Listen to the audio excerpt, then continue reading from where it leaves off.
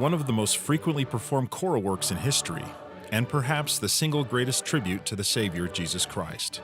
Handel's Messiah has stood the test of time, from its inaugural performance in 1742 down to the present day.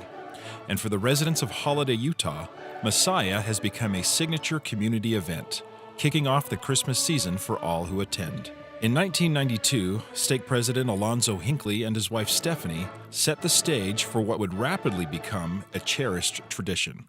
In considering what to do at Christmas, I knew we had the potential in this stake to do something wonderful, and I promised him that I would see that there was good music while he was serving. And so, with the inspiration of Scott Miller, a wonderful tenor, we decided to present Messiah.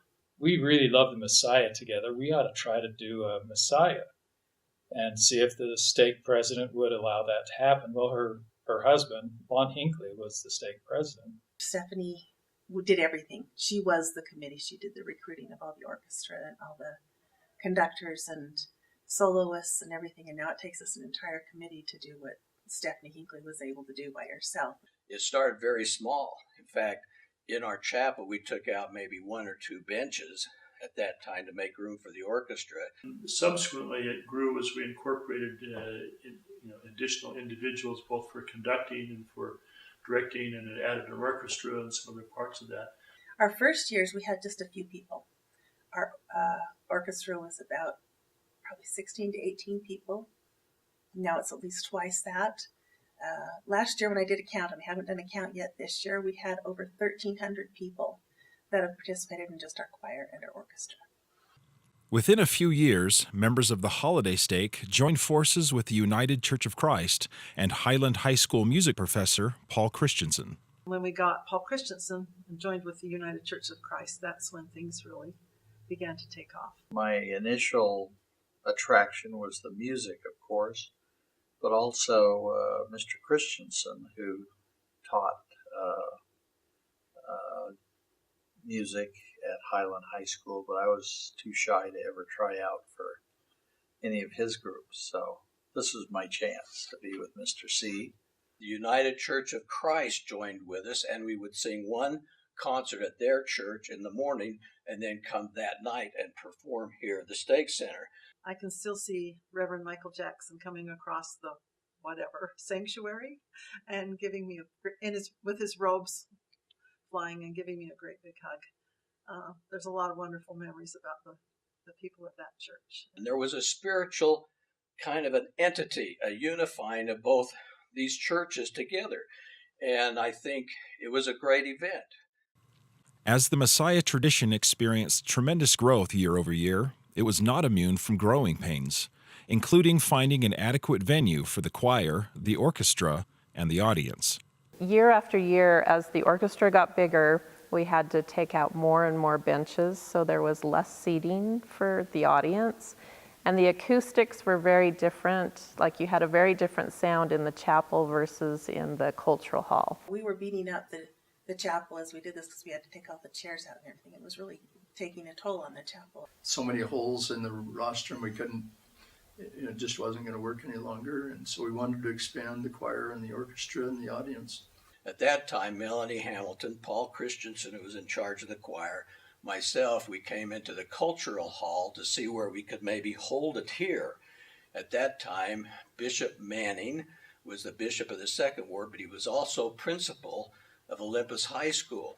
Dear Mark Manning, who basically made sure that this new Olympus High School was built and this beautiful performing arts center, he made it possible for us to move into Olympus High School. We knew that there were more people in the area that would come to this if we had a better environment. So the last few years when we've been able to do it at the high school, we've just seen the attendance go up and up and up to over 1,300. A key ingredient to the success of the Holladay Messiah tradition is the level of talent the committee has been able to consistently secure year after year. To have Jack Ashton as our conductor has just been a delight. He expects perfection, so you give it. We come and try to make it everything that Handel would have wanted it to be. There are many, community Messiah rehearsals where they'll ask you, oh, will you just come play the Messiah, and you just maybe run through it once and then play for the performance. Where this one, we rehearse. Things I think with a community where you can say, oh, it's just a community orchestra. We don't have to work on this. Yeah. He'll stop and say, we need to work on this. And even when it seems a little bit rough during our practices and rehearsals, but it seems to all come together for the performance. I would categorize myself as just sort of an average singer. I'm not a soloist. But when you have just average abilities, but you sing with a group like this, you feel world class. So Talent and dedication are crucial, but the true miracle lies in Handel's majestic composition, a work that appeals to the world at large as well as to individual hearts and minds. I think Handel speaks to the soul.